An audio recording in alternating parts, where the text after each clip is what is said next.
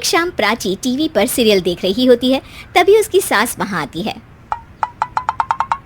अरे सीरियल में तो ऐसे मग्न है जैसे आज रात का खाना पड़ोसी आकर बनाएंगे। मुझे पता ही नहीं था आपने अपने बेटे की शादी पड़ोस में भी की हुई है। हैं? मतलब? मतलब इस घर में सारा काम बहू ही करती है, आप तो सिर्फ खर्राटे मारती हैं। अच्छा जी, फिलहाल तो तुम आराम फरमा रही हो, चलो जाओ, ये मेरे टीवी देखने का समय है। आहा, इसीलिए मुझे भगाया जा रहा है। सॉरी, अब तो बिल्कुल नहीं जाऊंगी। प्राची की इस बात पर दोनों सास बहू के बीच टीवी रिमोट के पीछे बच्चों जैसी छीना झपटी शुरू हो जाती है, जिसके बीच श्लोक भी काम से घर वापस आ जाता है। हाँ, आज मेरी चूहे बिल्ली की जोड़ी किस बात पर झगड़ रही है? अरे तेरे बीवी मुझे टीवी ही नहीं देखने दे रही। अरे तुम्हारी मम्मी मुझे खाना बनाने के लिए फोर्स कर रही है। अरे वाह, ऐसे बेतुके रीजन पर तो बच्चे भी झगड़ा नहीं करते। अरे मुझे कुछ मत बोल, सब इसने ही शुरू किया है। हाँ हाँ, जैसे आप तो बहुत दूध की धूली है ना। अरे बस, दोनों चुप। प्राची जाओ, खाने की तैयारी करो। और माँ तुम छोड़ो, तुम्हें क्या बोलूं, शांति से अपना सीरियल देखो, मुझे दोबारा लड़ने की आवाज़ सुनाई नहीं देनी चाहिए। ऐसा बोलकर श्लोक वहाँ से चला जाता है, जिसके पीछे पीछे प्राची भी कुछ न कुछ बड़बड़ाते हुए रसोई में चली जाती है। हाँ हाँ, सासू जी को तो कुछ बोलेंगे ही नहीं, बस मुझ पर ही हुक्म चलता है, खाना बनाओ, जैसे मैं इनके घर में खाना बनाने के लिए आई हूँ।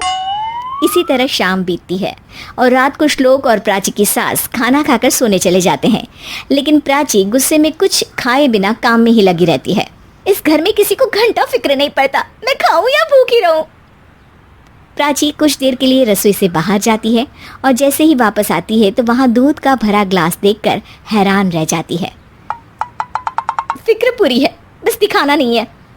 प्राची दूध पीकर सोने चली जाती है और अगली सुबह एक बार फिर सास बहू का कार्टून नेटवर्क स्टार्ट हो जाता है। ये तुमने ही किया है। अरे अजीब जबरदस्ती है, मैं बोल रही हूँ मैंने कुछ नहीं किया। दोनों ने मिलकर पूरे घर को पागल खाना बनाया हुआ है। यहाँ कोई नॉर्मल इंसान तो रह ही नहीं सकता, इसीलिए अब पड़ोसी क्या रिश्तेदार भी घर आने से कतराते हैं। और सुन बेटे, तू भी चंगा, तेरी माँ भी चंगी, तेरी बीवी भी चंगी, रिश्तेदार। हाँ जी, आपको नहीं पता क्या, गंगाधर ही शक्तिमान है, रिश्तेदार ही। हाँ हाँ, बस समझ गया। कभी जानवरों जैसे लड़ेंगी तो कभी जुगलबंदी करेंगी। भाई मैं आप दोनों के बीच में नहीं फंसना चाहता। सास बहू की इस मनमौजी जोड़ी से परेशान होकर श्लोक अपना सिर खुजलाता वहां से चला जाता है। चलो अब मैं भी कीर्तन में जा रही हूँ। इस पर जैसे ही सास कमरे में अपना पर्स लेने जाती है तो वहां नाश्ते की प्लेट रखी देख मुस्कुराने लगती है और नाश्ता करके घर से बाहर निकलते हुए कुछ पैसे टेबल पर रख जाती है, जिसके कुछ देर बाद सिलेंडर वाला घर आता है। ओ मोरी मैया, मैं सिलेंडर के बारे में तो बिल्कुल भूल ही गई थी। घर खर्च के सारे पैसे भी मम्मी के पास है और श्लोक से बोला तो उल्टा 4 बात सुनाएंगे। प्राची ये सोच ही रही होती है कि अचानक उसका चेहरा चमक उठता है और वो घर में आकर इधर उधर देखने लगती है। तभी उसकी नज़र टेबल पर रखे पैसों पर पड़ती है, जिन्हें वो सिलेंडर वाले को दे देती है। ये सब श्लोक देख लेता है। अच्छा बेटे, इतना बड़ा घोटाला, सबके सामने मैं तेरी दुश्मन और पीठ पीछे तेरी मेरी यारी। इस पर श्लोक एक प्लान बनाता है और शाम को सब एक साथ बैठे होने पर बोलने लगता है। माँ, तुम दोनों की बहुत लड़ाई होती है, इसलिए मैं सोच रहा हूँ कि प्राची को उसके घर छोड़ाऊँ, इससे वो भी खुश रहेगी और तुम भी। अचानक श्लोक की ये बात सुनकर सास बहू शौक से उसकी तरफ देखती हैं। अरे ऐसे कैसे घर छोड़ाओगे, मुझे कहीं नहीं जाना। अरे तुमने बोला नहीं पर मैंने सुन लिया, तुम्हें मम्मी के साथ रहना अच्छा नहीं लगता, मुझे पता है। अरे वो अरे, जब बहू खुद कुछ काम बोले तो वो तुझे सुनता नहीं, और अब जो इसने बोला ही नहीं वो तू समझ गया। जब उसे नहीं जाना तो फिर जबरदस्ती क्यों कर रहा है? अच्छा, फिर आपको मौसी के घर छोड़ाता हूँ। बस अब आप दोनों एक घर में एक छत के नीचे नहीं रह सकती। मैं इस टॉम एंड जेरी की जोड़ी को और नहीं झेल सकता। है? ऐसे कैसे नहीं रह सकते? तुम्हें इतनी दिक्कत है तो तुम्हारा बोरिया बिस्तर पैक कर देती हूँ, लेकिन मम्मी जी कहीं नहीं जाएंगी। बिल्कुल यही सुनना था मुझे। अगर दोनों में इतना ही प्यार है फिर हर वक्त ये लड़ाई का नाटक क्यों करती हो? देखा मैंने कैसे माँ किचन में दूध रखती है और तुम उनके लिए कमरे में नाश्ता रखती हो, और कैसे वो पहले ही तुम्हारी दिक्कत समझकर घर में पैसे रखकर बाहर जाती है। अरे भाई, इतना ड्रामा तो डेली सोप में भी नहीं होता जितना तुम दोनों ने इस घर में फैलाया हुआ है। तू हमें टॉम एंड जेरी बोलता है ना, तो याद कर वो दोनों भी एक दूसरे को बाहर वालों की बुरी नज़र से बचाने के लिए हमेशा सबके सामने लड़ते थे, लेकिन अकेले में दिक्कत के समय मदद भी तो करते थे। बस हमारा रिश्ता भी कुछ ऐसा ही है। और वैसे भी अगर सास बहू में तू मैं नहीं होती तो दुनिया वालों को कहानियां कैसे मिलेंगी। अपने पराए, घर की लड़ाइयाँ कितनी भी हो, लेकिन ये भी सच है कि किसी पर कोई आपत्ति हो तो अपना ही परिवार साथ देता है। भैया, मेरे पीछे पुलिस लगी है, प्लीज़ मुझे बचा लो। रवि और राज दो भाई, लेकिन दोनों में कभी नहीं पटी। अरे क्या हुआ छोटे, क्या कर दिया तूने? अरे कुछ नहीं भैया, मेरा दोस्त है ना राजू, वो मुझे लेकर बैंक गया था। मुझे नहीं पता भैया कि वो वहाँ बैंक लूटने जा रहा है। मैं उसके साथ बैंक में घुसते ही सीसीटीवी कैमरे में दिख गया हूँ। अब पुलिस मुझे ढूंढ रही है भैया, मुझे बचा लो। राज कुछ सोचता है, फिर कहता है, ओके, तुम यहीं रुको, मेरा एक दोस्त पुलिस में है, मैं बात करता हूँ। तभी वहाँ रवि की बीवी राज की बीवी के साथ आ जाती है। तुम लोगों के घर जब तक पुलिस का आना जाना है, बच्चों को यहीं छोड़ दो, उन पर असर ठीक नहीं पड़ेगा। तभी वहाँ पुलिस आ जाती है। चलो चलो, कौन है रवि, थाने चलो। मैंने कुछ नहीं किया, मुझे कुछ नहीं पता। अरे वो तो पुलिस स्टेशन चलकर ही पता चलेगा कि कुछ पता है कि नहीं, चलो। कहानी का फ्लैशबैक। भैया, मुझे मेरे मकान में हक चाहिए ही चाहिए। अरे लेकिन छोटे, अभी मेरे बच्चों पर काफ़ी खर्चा है, तेरी भाभी की भी तबीयत ठीक नहीं रहती, बजट बिल्कुल नहीं है कि मैं अलग होकर रहूं। देख लो भैया, 1 महीना है तुम्हारे पास, जल्दी से घर खाली कर दो। अरे कैसी बात कर रहे हैं भैया, मेरे शरीर में अभी इतनी हिम्मत भी नहीं कि घर को खाली करें। तो क्यों अपना पोषण बेचा भाभी? अरे तुम तो जानती हो, पिताजी की बीमारी के कारण उन्हें हमारी ज़रूरत थी, कैसे आते पैसे। ससुर जी तो बूढ़े थे भाभी, उनकी बीमारी में भी पैसे लगाना कौन सा अकल का काम था। तो क्या पिताजी को मैं मरने के लिए छोड़ देता? अरे रवि, तू तो समझ, पापा को हमारी ज़रूरत थी, उन्होंने हमारे लिए हर वो काम किया जिससे हमें खुशी मिले। बैक टू रवि जो जेल में बैठा है। ये मैंने क्या कर दिया था?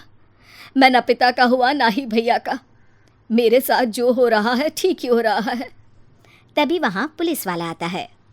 रवि, तुमसे कोई मिलने आया है। भाभी, आप यहाँ क्यों आई? पुलिस स्टेशन है ये भाभी। भैया, आपकी जगह मेरा भाई होता तो क्या मैं नहीं आती? अच्छा, ये खाना ले लीजिए, खा लीजिएगा। आपके भैया लगे हैं वकीलों और पुलिस वालों से बात करने में, डरने की कोई बात नहीं, जब आपने गुनाह किया ही नहीं तो सज़ा भी नहीं मिलेगी। रवि भाभी को देखकर रोने लगता है। घर में साक्षी चुपचाप बैठी होती है कि तभी सोनम कहती है, अरे साक्षी, क्या हुआ, परेशान क्यों हो रही हो? भाभी, अभी अभी पुलिस स्टेशन से खबर आई है, इन्हें बड़े जेल में शिफ्ट किया जा रहा है, मैं क्या करूंगी भाभी? रो मत, हम अच्छे से अच्छा वकील करेंगे। लेकिन उसमें तो बड़े पैसे लगेंगे दीदी, हम इतना पैसा कहाँ से लाएंगे? अरे क्यों, ये मकान है ना, और मेरे कुछ गहने भी हैं।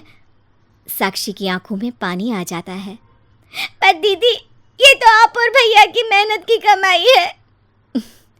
पापा के बाद भी तो हम लोगों का सब खत्म हो गया था, पापा को तो बचा नहीं पाए, लेकिन भैया को ज़रूर बचा लेंगे, और भगवान चाहेंगे ना तो दोनों भाई मिलकर इससे भी बड़ा मकान खड़ा कर लेंगे। साक्षी। थोड़ी देर में राज वहाँ आता है। सोनम सही कह रही है साक्षी, पैसों की कमी के कारण किसी भी बेगुनाह को सज़ा नहीं मिलती। राज एक अच्छा सा वकील करता है। सोनम और साक्षी बचाए पैसे और अपने गहनों को बेचकर रवि का केस लड़ते हैं और जल्द ही रवि जेल से बाहर आ जाता है। रवि राज को गले लगाकर कहता है, भैया मुझे माफ़ कर दो, मुझे साक्षी ने सब कुछ बताया है। भैया, आपने मुझ पर विश्वास किया, मेरे लिए दिन रात मेहनत की, भाभी ने अपने गहने तक बेच दिए। भैया, आपने तो पापा के लिए भी पैसे नहीं देखे, लेकिन मैं बहुत ही सेल्फिश निकला। भैया, एक आखिरी बार मुझे माफ़ कर दो, मैं शर्मिंदा हूँ। अरे भाई, अपने तो अपने ही होते हैं, पापा ने हमारे लिए क्या नहीं किया, ये तुम्हें बताने की ज़रूरत नहीं है मुझे।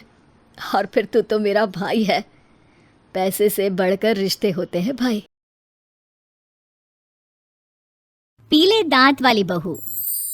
रंजना कभी ब्रश नहीं करती थी।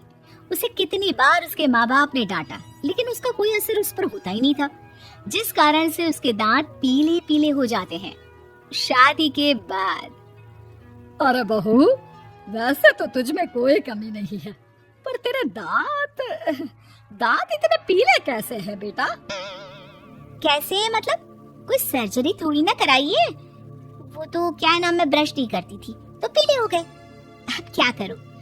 आप कहें तो लाल करवा लूं या फिर काले? यार ये क्या है, क्यों माँ से लड़ रही हो?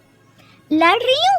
अरे मैं लड़ रही हूँ या ये बोल रही है कि दांत पीले हैं, पीले। अरे तपस्या थोड़ी ना की है इन्हें पीले करने के लिए। बकायदा ब्रश नहीं किया है 20 साल तक, तब जाकर। छी, कैसी बात कर रही हो? ये उस वक्त तो पीले नहीं थे जब हम लोग तुम्हें देखने आए थे। अरे तब साफ करवा लिया होगा डेंटिस्ट के पास जाकर। अब देखो कैसे पीले पीले लग रहे हैं। रंजना सास की तरफ गुस्से से देखती है। फिर शुरू हो गई पीले पीले पीले। अरे पीले तो तब भी थे जब मेरे हाथ का रसगुल्ला उड़ा उड़ा कर खा रही थी और बोल रही थी, लड़की नहीं गुणों का खजाना दे रहे हैं भाई साहब आप। खैर, अब वो लोग करते भी तो क्या करते, पीले दांत वाली बहू पल्ले पड़ी थी तो झेलना तो था ही। एक दिन कीर्तन में रंजना गाना गा रही थी। अरे कमला बहन, माँ का द्वार है, यहाँ तो सब शुद्ध होकर आते हैं, फिर अपनी बहू को ब्रश भी नहीं करवाती तुम। दूर से पीले पीले दांत भक्ति में बाधा उत्पन्न कर रहे हैं। अरे कोई 2 साल के बच्चे थोड़ी ना लेकर आई हूँ मैं बहू बनाकर। अच्छी खासी लड़की है, अरे कैसे करवाऊं ब्रश? ये तो उसे खुद करना चाहिए ना। अब माँ बाप तो इसके जैसे तैसे निपटा दिए, ये नहीं सोचा कि सास कैसे संभालेगी। सास बहू को लेकर घर आ जाती है, लेकिन सोच लेती है कि अब इसे लेकर कहीं नहीं जाएगी। अगले रोज बहू कहती है, अरे क्या हो गया, मंदिर नहीं जाना क्या? कीर्तन का वक्त हो रहा है। मेरी मधुर वाणी से कान्हा जी जागते हैं और सोते हैं। आप तो जानती है ना उनकी भक्ति में कितना मन लगता है मेरा। वो क्या है ना, तबीयत ठीक नहीं लग रही है मेरी, आराम करूंगी मैं। तबीयत ठीक नहीं लग रही? अभी तो मिथुन के गाने पर नाच रही थी आप, और अब बोल रही है कि तबीयत ठीक नहीं लग रही। अरे भक्ति में मन लगा लो सासू माँ, ऊपर जाना है, क्या मुंह दिखाओगी आप? हाँ? सास को बहू की बात पर गुस्सा आ जाता है। मैं क्या मुंह दिखाऊंगी, इसकी चिंता तो ना कर, समझी? अपने मुंह की चिंता कर, जो ये पीले पीले दांत लेकर हर जगह पहुंच जाती है। पता है लोग कितना मजाक बनाते हैं। ना जी ना, मैं नहीं जाना कहीं तेरे साथ। तो ये बात है, कोई ना, मत जाओ, मैं अपने कमरे में ही बैठकर भक्ति कर लूंगी। ऊपर वाला दांत थोड़ी ना देखता है, मन देखता है, भावना देखता है। और अरे बस बस, तू सब कुछ दिखा, बस ये सफेद चमकदार दांत ना दिखाना किसी को, है? जा यहाँ से। बहू को सास की बात का कोई फर्क नहीं पड़ता, वो तो जैसी थी वैसी ही रह जाती है। सुबह नहाकर किचन में खाना बनाना, फिर खाना खाना, कीर्तन भजन करना और सो जाना। एक दिन, माँ जी मैं सहेली के घर जा रही हूँ, शाम को लेट आऊंगी। हाँ हाँ तो जाना, मैंने कौन सा तेरी आरती करनी है घर पर बैठकर। रंजना सहेली के घर जाती है, जहाँ वो पार्टी में जाने की तैयारी कर रही होती है। अरे शिखा, कहाँ जाने की तैयारी कर रही है? मैं गलत वक्त पर आ गई क्या? अरे नहीं यार, उल्टा सही वक्त पर आई है। मैंने ये साड़ी और ज्वेलरी निकाली है यार, शाम को इनके ऑफिस की एक पार्टी में जाना है। बताना कैसा लग रहा है ये सब? नहीं यार, इस ड्रेस के साथ तो वो वाली ज्वेलरी अच्छी लगेगी। हाँ हाँ सही बोल रही है, मैंने ध्यान ही नहीं दिया। वैसे तो हमेशा से मस्त फैशन सेंस रखती है। तो बड़ा जाती होगी ना पति के साथ पार्टी में। रंजना कुछ नहीं बोलती, बस सोचती है कि यार काश ये बात सही हो जाती, पर मैं क्यों नहीं जाती पार्टी में? क्या इन लोगों की कोई पार्टी होती नहीं होगी? रंजना घर आती है और रात में पति से सवाल करती है, एक बात बताइए, आप मुझे किसी पार्टी में क्यों नहीं ले जाते? क्या आपके यहाँ ऑफिस में पार्टी नहीं होती? पति बेचारा क्या कहता कि दांत पीले हैं तुम्हारे इसलिए। अरे कोई पार्टी होती नहीं हम लोगों के ऑफिस में, तो कहाँ से लेकर जाऊं? और मार्केट, मॉल, कहीं वीकेंड घूमना, कहीं तो। अरे यार, सारे हफ्ते में एक छुट्टी मिलती है तो सोचता हूँ कि आराम ही कर लूँ। क्यों? रंजना मन मार के रह जाती है। पहले कभी सास के साथ मंदिर जाया करती थी, लेकिन वो भी सास ने ले जाना बंद कर दिया। घर बैठी बैठी रंजना बोर हो जाती है। तभी उसे आइडिया आता है और वो मायके जाने का सोचती है। सासू माँ, 2 दिनों के लिए मम्मी के घर जा रही हूँ। अच्छा अच्छा, ठीक है, आराम से जा। और हाँ, माँ से कुछ अच्छी आदत सीख कर आना कि कैसे शरीर के हर भाग की तरह दांतों की सफाई भी जरूरी होती है, समझी? शुरू हो गई ना आप। वो लोग आपकी तरह नहीं है कि छोटी छोटी बात का बतंगड़ बना दे। उन लोगों के लिए मैं मायने रखती हूँ, ना कि मेरे पीले पीले दांत। रंजना माँ को बिना बताए उन लोगों को सरप्राइज देती है, लेकिन जैसे ही वो दरवाजे पर पहुँचती है, अंदर देखती है कि घर वाले कहीं जा रहे होते हैं। अब माँ, काश रंजना दीदी के दांतों वाली प्रॉब्लम नहीं होती तो वो भी हम लोगों के साथ चलती ना बुआ जी की बेटी की शादी में। हाँ बेटा, लेकिन अब उसे कौन समझाए कि उसको उसके पीले दांत नहीं दिखते, लेकिन उसके आसपास के लोगों को कितना एम्बैरेसिंग फील कराते हैं। मुझे तो कितनी बार उसके स्कूल की टीचर ने शिकायत की कि उसके साथ कोई लड़की बैठना भी नहीं चाहती, और ना ही कॉलेज में कोई उससे बात करना चाहता था। लेकिन पता नहीं क्यों उसे ये बात समझ में ही नहीं आती। कोई कमी नहीं है उस लड़की में, बस यही के दांत पीले हैं। वो तो भला हो जीजा जी और उनकी माँ का, जो दीदी को जैसी है वैसे ही रखा हुआ है। रंजना को अपने घर वालों की बात सुनकर बहुत दुख होता है।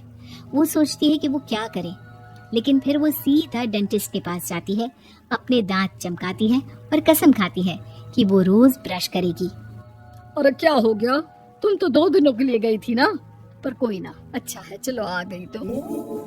रंजना सास के सामने आकर खड़ी हो जाती है और पूरी स्माइल करती है, उसके चमकदार दांतों को दिखाती हुई। हैं? चले मंदिर? माँ, मुझे माफ कर दीजिए, मैंने आप लोगों को बहुत एम्बैरेसिंग फील करवाया। मैं आज से रोज ब्रश। अमीर ननद की गरीब भाभी। रीना एक मध्यम परिवार की लड़की थी, लेकिन उसकी भाभी शिवानी एक बड़े घर की बेटी। शिवानी की शादी अभिषेक से लव मैरिज थी। अरे भाभी, ये कितना अच्छा सूट पहना है आपने, काश ऐसा मैं भी पहन पाती। अरे क्यों नहीं रीना, वैसे भी तुम्हारा और मेरा नाम तो एक ही है, जब मन करे पहन लेना। भाभी, आपको आपके पापा ने कितने अच्छे कपड़े गहने दिए हैं। मैं उनकी इकलौती बेटी जो हूँ। बेटी तो मैं भी इकलौती हूँ, लेकिन क्या करे, पापा है नहीं, पता नहीं कैसे होगी मेरी शादी। तभी वहाँ शिवानी की सास आ जाती है। अरे क्यों नहीं करेगा भाई तेरी शादी धूमधाम से, आखिर जिम्मेदारी है तो उसकी। और वो दिन भी आ जाता है जब रीना की शादी तय हो जाती है। अभिषेक, क्या हुआ? आप इतने परेशान तो कभी नहीं दिखे, कोई बात है तो बताइए मुझे। अरे शिवानी, वैसे तो शादी का सारा इंतजाम हो गया है, लेकिन गहनों का रेट तो आसमान छू रहा है। कैसे क्या करूं, कुछ समझ में ही नहीं आ रहा। थोड़ी देर में शिवानी अपने पूरे गहने अभिषेक के सामने रख देती है। ये लीजिए, गहनों का इंतजाम भी हो गया। अरे नहीं नहीं शिवानी, मैं ये गहने किसी हालत में भी नहीं ले सकता। ये तुम्हारे पिता ने तुम्हें दिया था, और तुम हो कि। तभी वहाँ सास आ जाती है।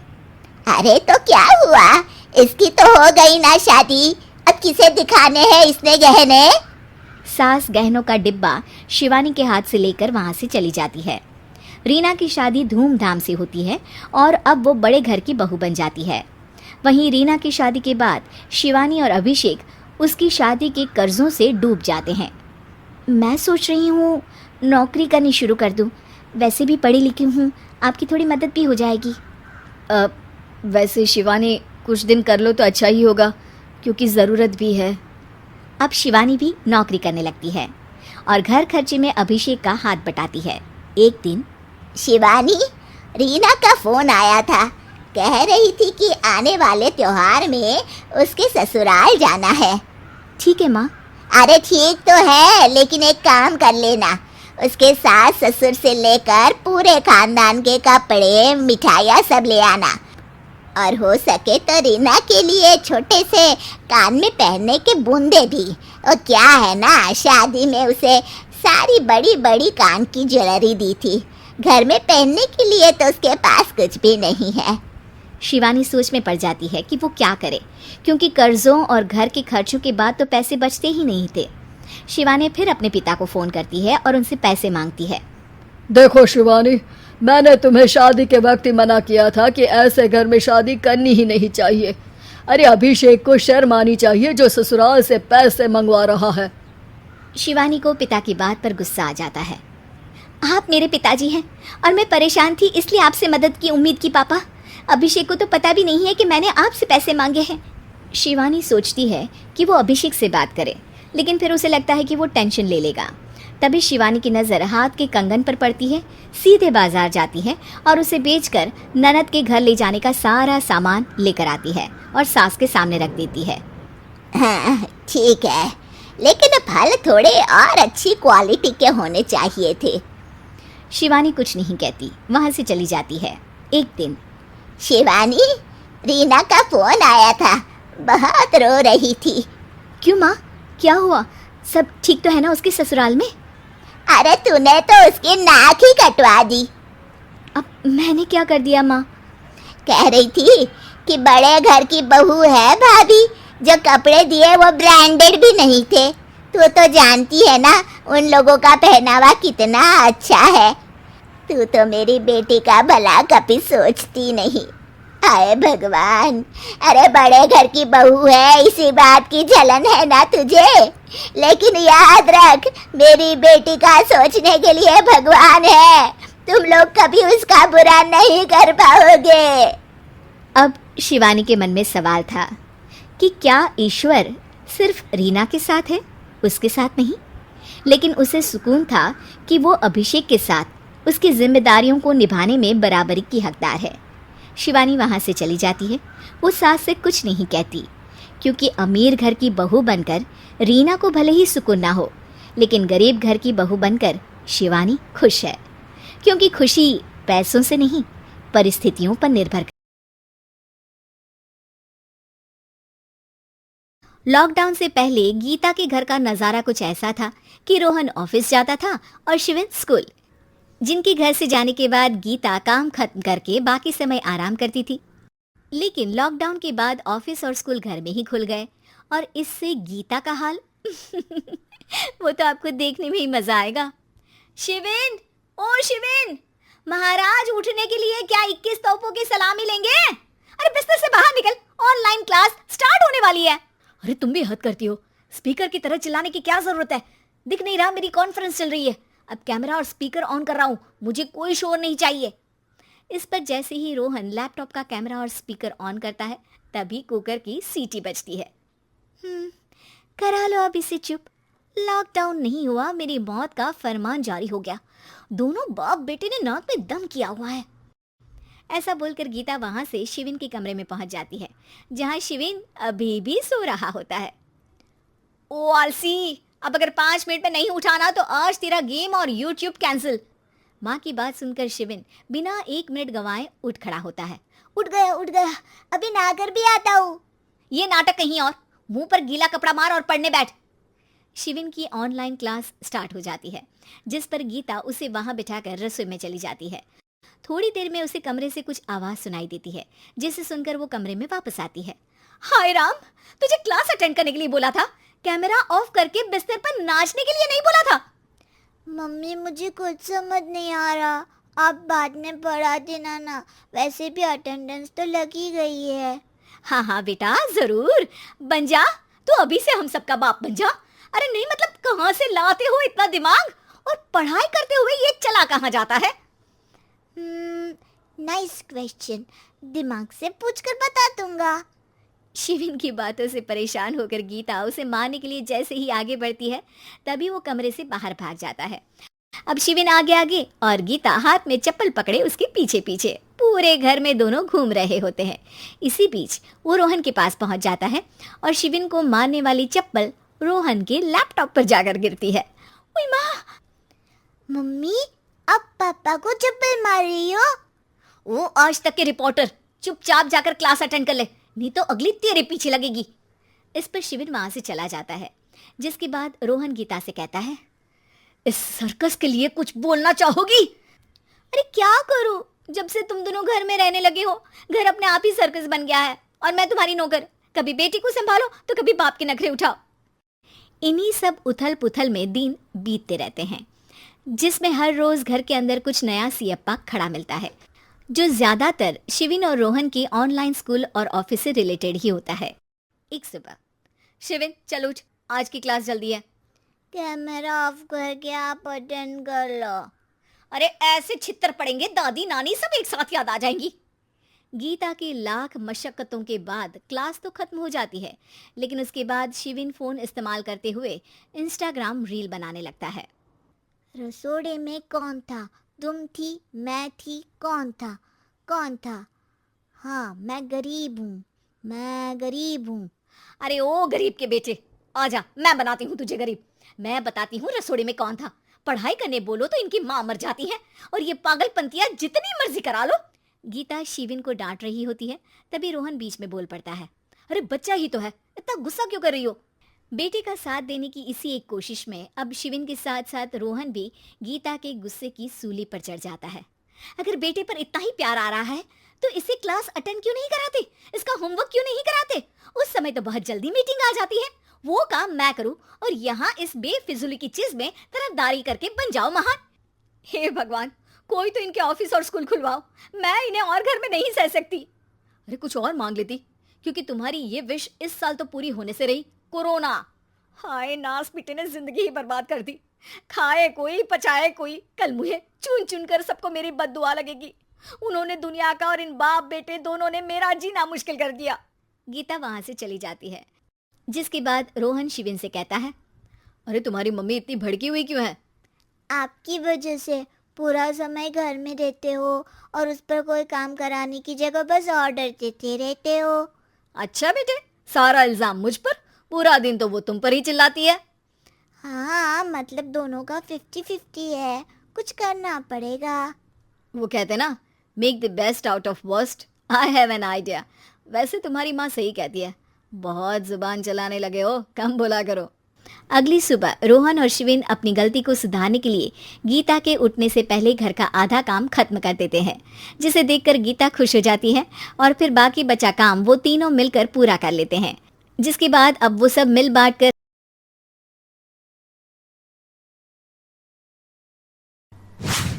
शहर में रहने वाली निहारिका की शादी गांव के राम से हो जाती है।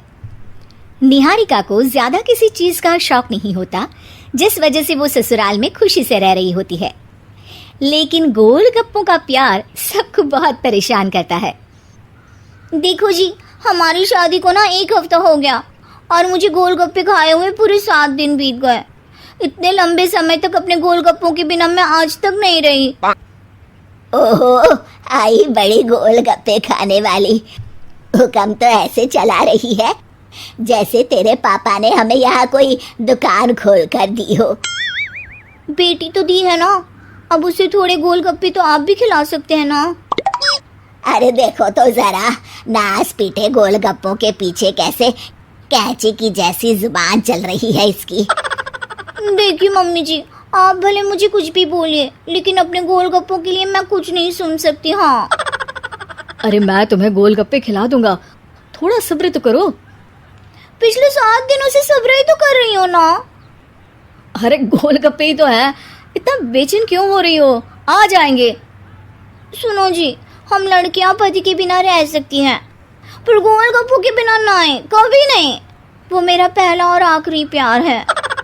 निहारिका की बात सुनकर उसकी सास और पति सिर पकड़कर बैठ जाते हैं, जिसके बाद राम गोलगप्पों का इंतजाम करने घर से बाहर चला जाता है। कुछ देर बाद वो गोलगप्पे लेकर घर वापस आता है, जिन्हें देखकर निहारिका सारे काम छोड़कर खुशी से भागते हुए राम के पास आती है। तुम आ गए? इतनी देर क्यों लगाए? पता है ना मैंने तुम्हें कितना मिस किया। अरे थोड़ी देर पहले ही तो घर से गया था। क्या तुम? अरे मैं तो अपने गोलगप्पों से बात कर रही हूँ, तुमसे नहीं। निहारिका का गोलगप्पों के लिए ऐसा प्यार देखकर राम हैरान रह जाता है। अब वो गोलगप्पों को प्लेट में अच्छे से सजाकर उन्हें खाने बैठती है, लेकिन पहला गोलगप्पा खाते ही वो गुस्से में प्लेट खिसका देती है। ये कैसे घटिया गोलगप्पे उठा कर ले आए? न पानी में स्वाद न गोलगप्पों में। हाय हाय, महारानी के नखरे तो देखो, इन्हें गोलगप्पे में भी अलग अलग स्वाद चाहिए। ठीक है, आप लोग इस पर बहस मत शुरू कर देना, मैं ना कल दूसरी जगह से खरीद लाऊंगा, ठीक है। अगले दिन राम निहारिका के लिए गांव में दूसरी दुकान से गोलगप्पे खरीद कर लाता है, पर उसे वो भी पसंद नहीं आते। जिसके बाद बहुत दिनों तक यही सिलसिला चलता रहता है, जिसमें राम अपनी पत्नी के लिए दूसरे गांव तक जाकर वहां से भी गोलगप्पे खरीद कर लाता है। पर निहारिका को कहीं के कोई भी गोलगप्पे पसंद ही नहीं आते। तुमको तो अच्छे गोलगप्पे की पहचान करना आता ही नहीं है, तुमको गोलगप्पे का प्यार पता ही नहीं है, तुमसे कुछ होता ही नहीं है। अरे तुमसे बहुत होता है तो तुम खुद कर लो ना। सास की बात पर निहारिका बैग पैक करके घर से जाने लगती है, जिस पर राम उसे रोकते हुए कहता है, अरे इतनी सी बात पर कोई घर छोड़कर जाता है क्या? मैं कल शहर जाकर तुम्हारी पसंद के गोलगप्पे ले आऊंगा, ठीक है। आपको कहीं जाने की जरूरत नहीं है, मैं ही शहर चली जाती हूँ और घर छोड़कर नहीं जा रही, गोलगप्पे खाने जा रही हूँ।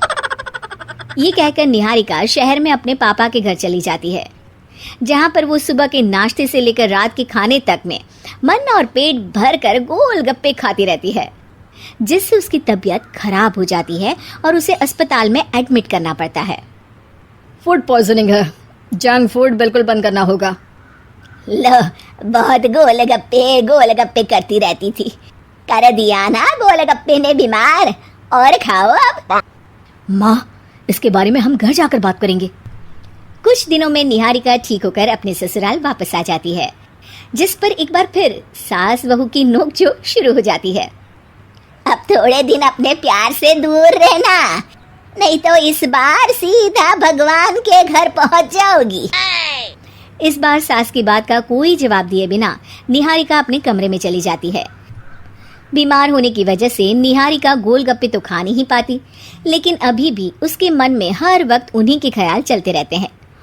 हाय मेरे प्यारे गोलगप्पे, इस कलमुए फूड पॉइजनिंग ने मुझे मेरे प्यार से दूर कर दिया। मेरे गोलगप्पों, मुझे तुम्हारी बहुत याद आ रही है। अगर मैंने तुम्हें खाया तो मम्मी जी तानों के ही गोलगप्पे बनाकर मुझे खिला देंगी। एक दिन निहारिका अपने चेकअप के लिए डॉक्टर के पास गई, जिसकी घर से निकलते ही राम रसोई में जाकर कुछ करने लगता है। शाम को निहारिका के घर वापस आते ही उसकी सास कहती है, शक्ल से तो लग रहा है कि डॉक्टर ने थोड़े और समय तक गोलगप्पे बंद कर दिए। अच्छा है, कम से कम अब हमें पूरा दिन गोलगप्पा पुराण तो नहीं सुनना पड़ेगा। सास की बातें सुनकर निहारिका चिढ़ते हुए अपने कमरे में जा रही होती है। तभी राम गोलगप्पों से भरी एक बड़ी प्लेट लेकर उसके सामने आ जाता है, जिन्हें देखकर निहारिका का चेहरा खिल उठता है। ये मैंने तुम्हारे लिए बनाया है, तुम्हें अपने पसंद की चीज खाने से कोई नहीं रोक रहा। जितना खाना है उतना खाओ, लेकिन उससे खाने की एक लिमिट होनी चाहिए। हाँ बहू, किसी भी चीज की अति हमेशा नुकसानदायक ही होती है। ठीक है, पर अभी मुंह में पानी आ रहा है, गोलगप्पे खाऊं प्लीज। अरे अकेले क्यों? केजीएफ वाली बहू। निर्मला जी के बेटे सुमित की शादी नव्या के साथ हो गई और निर्मला जी बहुत खुश थी, क्योंकि बहू रानी दिखने में बहुत खूबसूरत थी और नेचर भी अच्छा था। निर्मला जी का बहुत अच्छे से ख्याल रखती थी, कभी किसी से झगड़ा नहीं करती थी। लेकिन निर्मला जी की बहू में कुछ तो अनोखा था, और वो ये था कि केजीएफ मूवी देखने के बाद केजीएफ मूवी के हीरो की बहुत बड़ी फ़ैन बन गई थी और बस हर वक्त उसे ही कॉपी करने की कोशिश करती रहती। बस एक यही आदत की वजह से निर्मला जी को कभी कभी उस पर गुस्सा आ जाता। बाकी सब कुछ ठीक था। सुमित बेटा, तुम नव्या को समझाने की कोशिश क्यों नहीं करते?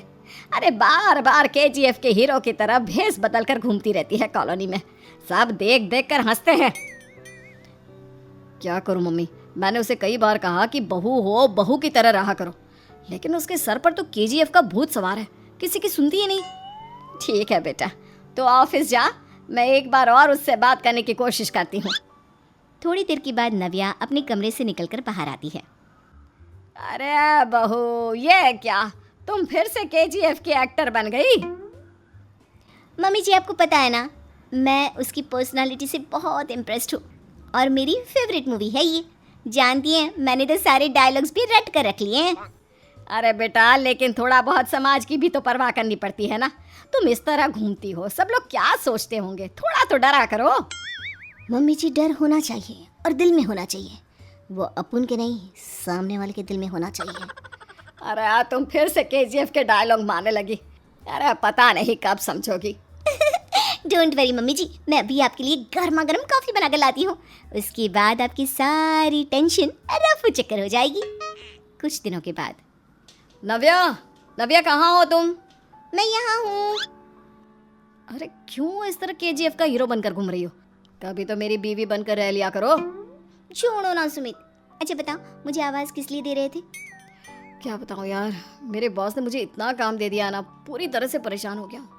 ऐसा लगता है ऑफिस नहीं युद्ध पर जाता हूँ। अरे बेटा, परेशान क्यों होता है? ला, मैं तेरा सर दबा देती हूँ, दुखी मत हो। काम तो सबको करना ही पड़ता है। लेकिन मम्मी, ऑफिस में आजकल बहुत काम रहता है, थक जाता हूँ मैं। जानता है बेटा, जब तू छोटा था ना, तो मैं ऑफिस और तुझे संभालने का सारा काम करती थी, तब मुझे भी ऐसा ही लगता था। लेकिन कुछ दिनों के बाद सब ठीक हो जाएगा बेटा। सही कह रही है मम्मी जी। तुम अपने आप को ऑफिस में काम करने की वजह से योद्धा समझते हो, लेकिन जानते हो, इस दुनिया में सबसे बड़ा योद्धा एक माँ होती है। अरे ये डायलॉग तो मैंने कहीं सुना है। जरूर सुना होगा। केजीएफ फिल्म का डायलॉग भला किसने सुना नहीं होगा? हे भगवान, कोई मेरी बीवी के सर से केजीएफ का भूत उतार दे। कुछ दिनों के बाद। नव्या, सुमित तो ऑफिस चला गया। एक काम करते हैं, हम दोनों मार्केट चलते हैं, मुझे कुछ शॉपिंग करनी थी। ठीक है मम्मी जी, मैं अभी तैयार होकर आती हूँ। थोड़ी देर बाद नव्या फिर से केजीएफ फिल्म के हीरो की तरह गेटअप रख कर आ जाती है। अरे तुम फिर से ये बन गई। चलिए ना मम्मी जी, आप जानती है ना, मुझे ऐसे रहना बहुत पसंद है। प्लीज़ प्लीज़ प्लीज़ मम्मी जी। अच्छा ठीक है, चलो। मार्केट में निर्मला जी को उनकी एक सहेली मिलती है। अरे निर्मला, ये तुम किसे साथ में लेकर घूम रही हो? लगता है फिल्म का हीरो निकलकर तुम्हारे साथ आ गया है। मेरी बहन, क्या बताऊं, ये फिल्म का हीरो नहीं है। अच्छा, ये तुम्हारा बेटा होगा। बहुत दिनों से देखा नहीं ना, इसलिए पहचान नहीं पाई मैं। अरे नहीं नहीं, मेरी पूरी बात तो सुनो। ये मेरी बहू है नव्या। है? लेकिन दिखने में तो ये बिल्कुल केजीएफ के एक्टर की तरह नजर आ रही है।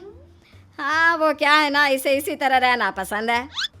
क्या बात है बहू, शहर में इस तरह घूम रही हो, तुम्हें बिल्कुल भी अजीब नहीं लगता? लोग तुम्हारे बारे में क्या कहेंगे? आंटी जी, जो शहर में रहने आता है ना, वो उसके बारे में सीखता है, और जो राज करने आता है ना, वो शहर को अपने बारे में सिखाता है। और मैं इस शहर को अपने बारे में सिखा रही हूँ। अरे ऐसा ही कुछ तो केजीएफ पिक्चर के हीरो ने भी बोला था ना अपनी फिल्म में। ये हुई ना बात, सही पहचाना आपने। केजीएफ फिल्म के हीरो का ही डायलॉग है ये। निर्मला जी और नव्या को मार्केट में शॉपिंग करते करते शाम हो जाती है और शाम को घर लौटते वक्त एक सुनसान सड़क पर अचानक से एक चोर उनके सामने आकर खड़ा हो जाता है। चुपचाप अपना सारा रुपया, माल, पैसा मुझे दे दो। क्यों दे दे पैसे? तुमने दिए क्या सामान खरीदने के लिए? ओए चुप कर। और इस तरह बहुरुपया बनकर क्यों घूम रहा है? अरे घूम रहा नहीं, घूम रही है, बहू है ये मेरी। लेकिन देखने में तो तुम्हारा बेटा जैसा लगता है। वैसे कुछ भी कहो, बेटा है बड़ा हैंडसम। अरे चुप कर, कहा ना बेटा नहीं, बहू है मेरी, बहू है। अच्छा ठीक है, तो ऐसे कहता हूँ, तुम्हारी बहू बहुत हैंडसम है। ओए मिस्टर चोर, ज़्यादा बातें बनाने की ज़रूरत नहीं है। चुपचाप यहाँ से निकलो, तुम्हें कुछ नहीं मिलने वाला। ऐसी बात है? एक मिनट रुको, ये देखो मेरे हाथ में गन है ना, गन। तुम दोनों का भेजा उड़ा दूंगा। नव्या लपक कर वो गन चोर से छीन लेती है। ट्रिगर पे उंगली रखने वाला हर कोई शूटर नहीं होता, और उनकी औकात उनको चाहने वालों के अलावा और कोई समझ नहीं सकता। क्या बोले रे? ये लाइन तो मैंने कहीं सुना है। अरे सुना होगा, ज़रूर सुना होगा, क्योंकि केजीएफ फिल्म तो सबने देखी है ना। मेरी बहू तो दिन में 4-4 बार देखती है, उसी का डायलॉग है ये। अरे वाह आंटी जी, बहुत कमाल की है आपकी बहू। चलता फिरता केजीएफ का एक्टर ही लगती है। एक काम करो, अब तुम यहाँ से चलते फिरते बनो, वरना तुम्हारी ये जो नकली गन है ना, इसी से नकली गोली चलाकर तुम्हारा नकली भेजा उड़ा दूंगी। चोर डर के मारे वहाँ से भाग जाता है। कुछ दिनों के बाद एक दिन सुमित नव्या से कहता है, नव्या, मेरे कुछ दोस्तों ने शहर के बाहर जो बड़ा सा गार्डन है ना, वहाँ पर गेट टुगेदर का प्लान बनाया है। तुम भी सही वक्त पर रेडी हो जाना, हम भी चलेंगे। रेडी होने में तो मैं माहिर हूँ, और आप तो जानती ही है ना मैं कैसे रेडी होती हूँ। नव्या प्लीज, इस बार मेरे बीवी की तरह बनकर तैयार हो जाना। KGF का एक्टर फिर कभी बन लेना। नहीं सुमित, मैं तुम्हारे दोस्तों से पहली बार मिल रही हूँ। मैं अपना असली हुनर तो दिखाऊंगी ना उन्हें, ताकि उन्हें भी पता चले कि तुम्हारी बीवी बीवी नहीं बल्कि एक बहुत फेमस फिल्म का स्टार है, स्टार। ठीक है, तुम्हारी जिद के आगे मेरी कहाँ जलने वाली है। और फिर सुमित अपनी बीवी को लेकर अपने दोस्तों के पास पहुंचता है। यह है मेरी पत्नी नव्या। अरे मुझे तो लगा ये तुम्हारा कोई नया दोस्त है। हाँ, मैं भी बहुत देर से सोच रहा था कि सुमित का नया दोस्त तो बड़ा हैंडसम है। आप लोगों को गलत फहमी हुई है, मैं इनका दोस्त नहीं बल्कि इनकी बीवी हूँ। अगर आप बीवी हैं तो बीवी की तरह क्यों नहीं रहती? आपको देखकर तो ऐसा लगता है जैसे सुमित अपनी किसी कॉलेज की फ्रेंड को लेकर घूम रहा है। अब क्या बताऊँ यार, तुम लोग ही समझाने की कोशिश करो, मेरी तो कोई बात नहीं सुनती। अरे भाभी जी, ये तो बहुत बुरी बात है, रियली वेरी बैड। हमारे दोस्त को तो बीवी के साथ रहने की फीलिंग ही नहीं आती होगी। If you think I am bad, I am your dad. अरे भाभी जी, क्या कमाल का डायलॉग मारा है, मजा आ गया। आप तो एक्टिंग भी बहुत अच्छी करती हैं। हाँ, लेकिन बस एक ही इंसान की एक्टिंग करती है मेरी बीवी, KGF के हीरो की, और उसी की तरह रूप बदल बदल कर घूमती रहती है। यार सुमित, तेरे तो मजे हैं, चलता फिरता सिनेमा हॉल तेरे संग चलता है। बेटा, मेरे कितने मज़े हैं और कितने नहीं ये तो मुझे ही मालूम है। ऐसा क्यों कह रहा है यार, सारा दिन डायलॉग सुनने को मिलते हैं और बीवी एक हैंडसम दोस्त की तरह नजर आती है, और क्या चाहिए। क्या बताऊं भाई, कई बार रात को सोते वक्त जेब में नकली गन रखकर सोती है और फिर झटके से मेरे सर पर गन तान के KGF के डायलॉग मारती है। उस वक्त मेरी क्या हालत होती होगी ये तो मैं ही समझ सकता हूँ ना। रील्स वाली बहू। प्रज्ञा को रील्स बनाने का बड़ा ही क्रेज है और वो दिन भर रील्स बनाती रहती है, खाते पीते घूमते फिरते घर में कॉलेज में। रील्स बनाने के कारण प्रज्ञा पूरे कॉलेज में हाईलाइटेड है। जहां उसकी रील्स सभी को पसंद आते हैं, वहीं मनीषा चिंता में डूबी रहती है। एक रोज जब खाते हुए प्रज्ञा रील्स बना रही होती है, तब मनीषा कहती है, 1 मिनट भी चैन नहीं है इस लड़की को। ये नहीं कि खाना तो आराम से खा ले, लेकिन नहीं, अरे थोड़ी देर रील्स नहीं बनाओगी तो आसमान नहीं टूट पड़ेगा। अरे मम्मी, इसी को तो कहते हैं डिटर्मिनेशन, तुम नहीं समझोगी ये सब। भगवान, इस लड़की को सद्बुद्धि दे। जब देखो तब टेढ़ा बाका मुंह बनाती रहती है। मनीषा की बात का प्रज्ञा पर जरा भी असर नहीं होता और वो खाते खाते रील्स बनाती रहती है। दिन बीतने लगते हैं और देखते देखते प्रज्ञा का कॉलेज भी खत्म हो जाता है। आए दिन कोई ना कोई मनीषा को प्रज्ञा की शादी करवाने का सुझाव दे जाता है। सब ठीक ही कहते हैं, प्रज्ञा की शादी कर देनी चाहिए। अपने घर के काम काज में व्यस्त हो जाएगी तो खुद ही ये रील्स और नाच गाना बंद हो जाएगा। मनीषा और प्रेम प्रज्ञा के लिए एक अच्छा लड़का ढूंढने लगते हैं और तभी विकी का रिश्ता प्रज्ञा के लिए आता है, जिसने प्रज्ञा को उसकी रील्स देखकर पसंद कर लिया था। अगले दिन विकी अपने माता पिता के साथ प्रज्ञा के घर पहुंच जाता है और प्रज्ञा साड़ी पहने हाथों में चाय की ट्रे लिए उनके सामने आती है। जब विकी को पसंद है तो हमें भी बहू पसंद है। बहन जी, आप बारात की तैयारी कीजिए। एक बार लड़का लड़की अकेले में बात कर ले तो अच्छा रहेगा। हाँ हाँ, क्यों नहीं। मनीषा विकी को प्रज्ञा के कमरे में भेजती है, जहां प्रज्ञा पहले से ही रील्स बना रही होती है। तभी विकी कहता है, आ गए आपके साजन जी, हमारे साथ ये रील्स कंप्लीट करती तो और भी अच्छा रहता। अच्छा जी, अब आ ही गए हैं तो बना ही लेती हूँ आपके साथ। दोनों मिलकर रील्स बनाते हैं। जब वी मीट और तुरंत पोस्ट भी कर देते हैं। फिर विकी कहता है, जब आप साड़ी में चाय लेकर आई तब मुझे लगा कि कहीं मैं गलत घर में तो नहीं आ गया। अब सही है। दोनों की शादी पक्की हो जाती है और शादी के दिन भी प्रज्ञा रील्स बनाने से चूकती नहीं, यहाँ तक कि बारात के समय भी नाचते हुए रील्स बनाती है। सभी लोग प्रज्ञा की तारीफ के पुल बांध देते हैं और प्रज्ञा नाचती गाती अपने ससुराल चली जाती है। सब कुछ अच्छा चल रहा होता है। प्रज्ञा यहाँ भी दिन भर हर चीज की रील्स बनाती रहती है। लेकिन कुछ दिनों के बाद जब सुनीता कहती है, बहू, ये रील्स के साथ साथ कुछ काम भी कर लिया करो। वैसे तुझे और क्या क्या बनाना आता है? मम्मी जी, वैसे तो सब कहते हैं कि मैं सब कुछ अच्छा बनाती हूँ, लेकिन मुझे लगता है कि मैं मैगी अच्छा बना लेती हूँ। हाँ, कॉफी भी अच्छा बना लेती हूँ, और मुंह तो सबसे अच्छा बना लेती हूँ। हैं? अच्छा अच्छा।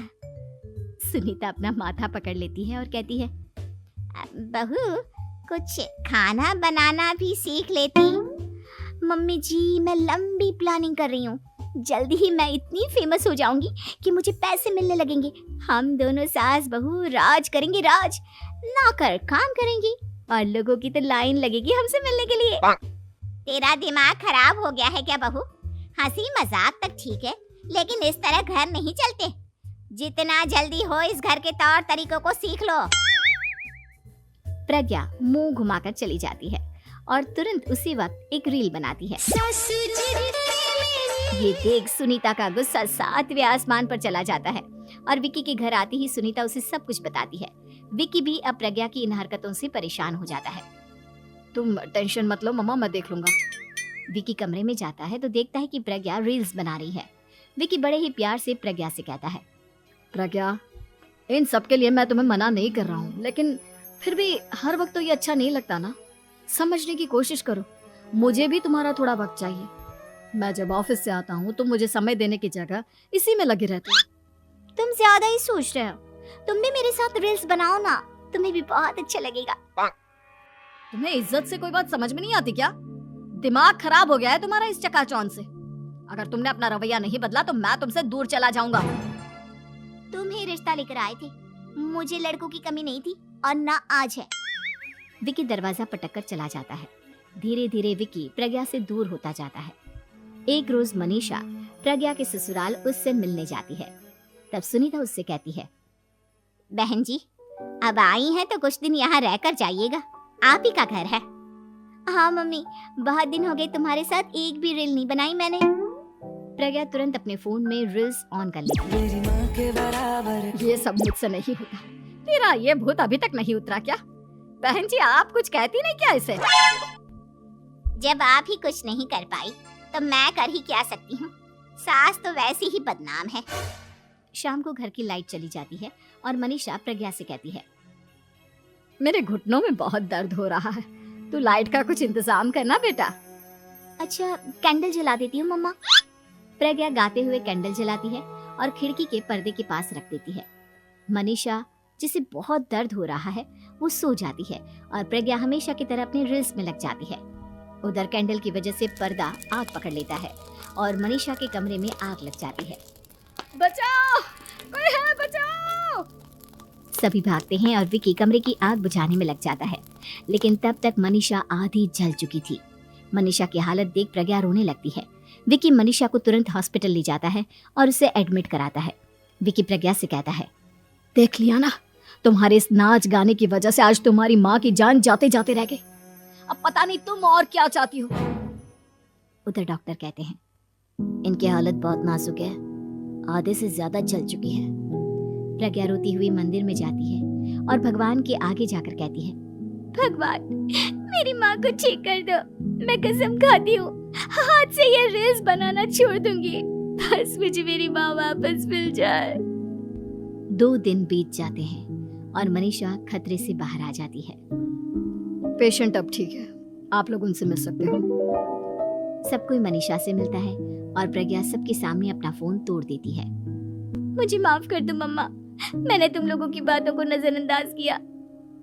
बेटा, कोई भी चीज जरूरत से ज्यादा खराब है। मैंने तुम्हें रील्स बनाने से कभी मना नहीं किया, लेकिन हर वक्त एक ही चीज तो सही नहीं है। मैं समझ गई हूँ मम्मा, आई एम सॉरी।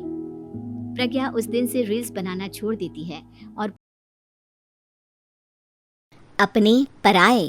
घर की लड़ाइयाँ कितनी भी हो, लेकिन ये भी सच है कि किसी पर कोई आपत्ति हो तो अपना ही परिवार साथ देता है। भैया, मेरे पीछे पुलिस लगी है, प्लीज मुझे बचा लो। रवि और राज 2 भाई, लेकिन दोनों में कभी नहीं पटी। अरे क्या हुआ छोटे, क्या कर दिया तूने? अरे कुछ नहीं भैया, मेरा दोस्त है ना राजू, वो मुझे लेकर बैंक गया था। मुझे नहीं पता भैया कि वो वहाँ बैंक लूटने जा रहा है। मैं उसके साथ बैंक में घुसते ही सीसीटीवी कैमरे में दिख गया हूँ। अब पुलिस मुझे ढूंढ रही है भैया, मुझे बचा लो। राज कुछ सोचता है, फिर कहता है, ओके, तुम यहीं रुको, मेरा एक दोस्त पुलिस में है, मैं बात करता हूँ। तभी वहाँ रवि की बीवी राज की बीवी के साथ आ जाती है। तुम लोगों के घर जब तक पुलिस का आना जाना है, बच्चों को यहीं छोड़ दो, उन पर असर ठीक नहीं पड़ेगा। तभी वहाँ पुलिस आ जाती है। चलो चलो, कौन है रवि, थाने चलो। मैंने कुछ नहीं किया, मुझे कुछ नहीं पता। अरे वो तो पुलिस स्टेशन चलकर ही पता चलेगा कि कुछ पता है कि नहीं, चलो। कहानी का फ्लैशबैक। भैया मुझे मेरे मकान में हक चाहिए ही चाहिए।